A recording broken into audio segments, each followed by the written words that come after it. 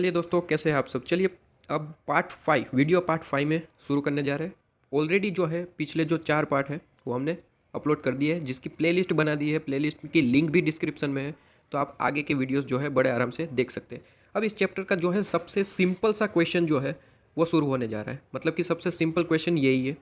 यहाँ पे क्या कहा जाता है कि आपको क्वेश्चन दिया जाता है और यहाँ पे पूछा गया है कि भैया रेसिडेंट है, और रेसिडेंट है तो या फिर आप बताइए कि ऑर्डिनरी है, नॉट ऑर्डिनरी है, या फिर नॉन रेसिडेंट है। ये सब कुछ आपको बताना होता है। आइए देखते हैं क्वेश्चन किस टाइप का है। अब उससे पहले एक आपको बता दूं कि देखिए, अगर इनकम जो है, मैंने क्या बताया कि इनकम अगर आपकी इंडिया से रिलेटेड है, इनकम क्या है, इंडिया से रिलेटेड है, तो फिर आपको सीधा सीधा जो है हर एक में, मतलब कि रेसिडेंट के लिए है, रेसिडेंट ऑर्डिनरी है या फिर नॉट ऑर्डिनरी है, नॉन रेसिडेंट है, हर एक को जो है उसकी इनकम माननी पड़ेगी। अभी आप देखेंगे क्वेश्चन हम सोल्व करेंगे तब। सिर्फ आप अभी सुनिए कि अगर इनकम इंडिया में हो रही है, इंडिया से रिलेटेड है इनकम कोई भी, तो ये तीनों के लिए वो इनकम है। बात समझ रहे हैं। और बाकी के जो है इस क्वेश्चन के थ्रू पढ़ेंगे। ठीक है, आइए देखते हैं। देखिए यहाँ पे पूछा गया है कि क्वेश्चन में पूछा गया है कि मिस्टर जो भी नाम है उनके लिए कंप्यूटेशन करनी है आपको टोटल इनकम की। यहाँ पे बताना है कि रेसिडेंट में ऑर्डिनरी रेसिडेंट हो तो उसकी इनकम कितनी होगी, रेसिडेंट बट नॉट ऑर्डिनरी हो तो उसकी इनकम कितनी होगी, और नॉन रेसिडेंट है तो उसकी इनकम कितनी होगी। यहाँ पे कुछ इन्फॉर्मेशन दी गई है और इन्फॉर्मेशन को जो है आपको यहाँ पे दिखाना है। जैसे कि यहाँ पे ए में क्या दिया गया है कि शॉर्ट टर्म कैपिटल गेन है, सेल से रिलेटेड कोई है कंपनी, लेकिन क्या बोला गया है कि इंडियन कंपनी है। मैंने कहा था कि इंडिया से रिलेटेड कोई भी इनकम है, चाहे वो आपको जो है आउटसाइड इंडिया रिसीव हुई है, इंडिया में रिसीव हुई है, ये मायने नहीं रखता, लेकिन क्या वो इनकम इंडिया की है। जी हाँ, इनकम तो इंडिया की है क्योंकि इंडियन कंपनी है। चाहे वो रिसीव जो जर्मनी में हुई, लेकिन इंडियन कंपनी है, इंडिया की इनकम है। और 15,000 तो तीनों के लिए, resident, ordinary resident, resident but not ordinary resident and non resident, तीनों के लिए वो इनकम मान ली जाएगी। यहाँ पे देख सकते हैं, सिंपल सा लॉजिक बता रहा हूँ, आपको कुछ भी पढ़ने की जरूरत नहीं, डायरेक्ट क्वेश्चन सोल्व होगा।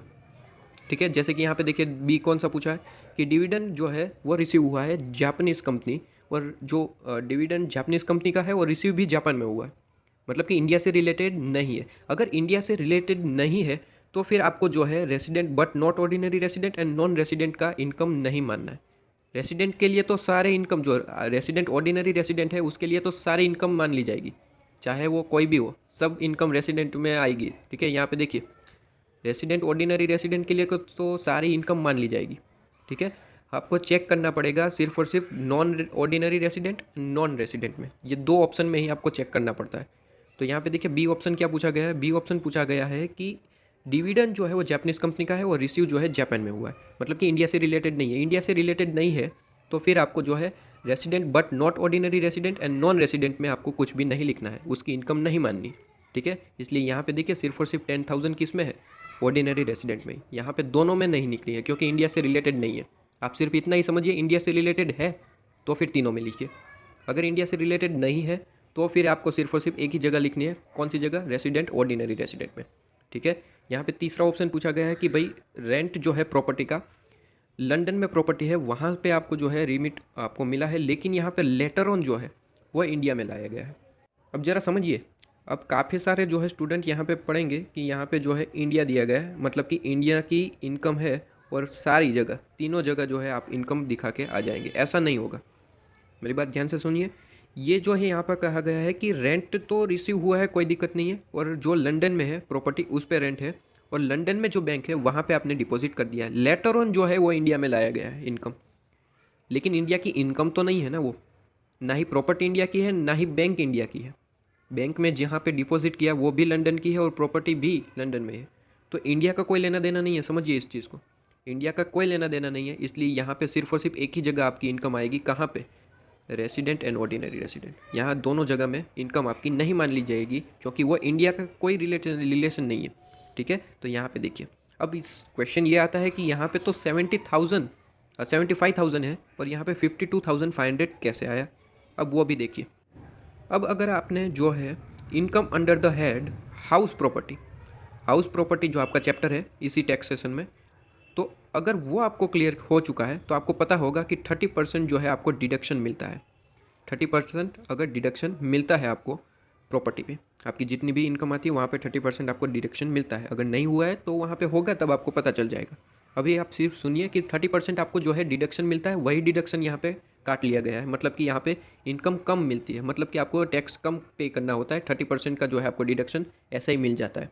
तो यहाँ पे 75,000 थी इनकम, तो 75,000 पूरी आपको इनकम नहीं बतानी है, यहाँ पे 75,000 माइनस 30% जो है आपका डिडक्शन होगा, और आपका जो आएगा आंसर 52,500 वो आपको यहाँ पे दिखाना है, जो यहाँ पे है। ठीक है, बात मेरी समझ में आ रही है ये इस तरीके से। तो ये भी क्लियर है। अब आगे देखते हैं फोर्थ पॉइंट, डी, डिविडेंड जो है फ्रॉम आरपी लिमिटेड, जो इंडियन कंपनी है। अब मैंने आपको बताया था कि अगर वो इंडियन कंपनी है तो हर जगह जो है आपको लिखना है, इंडिया से रिलेटेड है, हर एक की इनकम है, चाहे वो रेसिडेंट है नॉन रेसिडेंट है। ठीक है, रेसिडेंट में भी जो दो पार्ट है, ordinary resident and not ordinary, सबके लिए ये इनकम है, इंडिया से रिलेटेड है तो वो इनकम सबके लिए। अब यहाँ पे ई पॉइंट देखिए, एग्रीकल्चरल इनकम गुजरात की है। देखिए एग्रीकल्चरल इनकम आपको पता हो या ना हो, आपने आगे के चैप्टर्स किए हैं नहीं किए, आगे के चैप्टर्स में आपको पढ़ने में आएगा कि जो भी एग्रीकल्चरल इनकम होती है वो पूरी की पूरी एग्जेम्प्टेड है, मतलब कि वो आपकी इनकम नहीं मान ली जाएगी, आपकी इनकम नहीं होगी, आपको टैक्स नहीं पे करना है। इतना समझ में आ रही है? एग्रीकल्चर इनकम जो है वो फुल्ली एग्जेम्प्टेड होती है इंडिया के अंदर। ठीक है, और इंडिया की ही है। ठीक है, तो इंडिया की ही ये जो है इनकम है, तो इंडिया की इनकम है, इसलिए जो एग्रीकल्चर इनकम जो है एग्जेम्प्टेड होगी, कहीं पे भी आपको इनकम नहीं दिखानी है। ठीक है, इसलिए क्यों, क्योंकि एग्रीकल्चर इनकम जो है एग्जेम्प्टेड होती है। अब सब टोटल लगा दीजिए, यहाँ पे जो भी टोटल आया आपका आंसर आ गया, जो हमें पूछा गया था कि टोटल इनकम बताइए, ये टोटल इनकम हमने बता दी। ठीक है, अब नेक्स्ट क्वेश्चन देखेंगे, क्वेश्चन नंबर 6। ठीक है, 6th पार्ट में वीडियो नंबर 5 कंप्लीट होता है।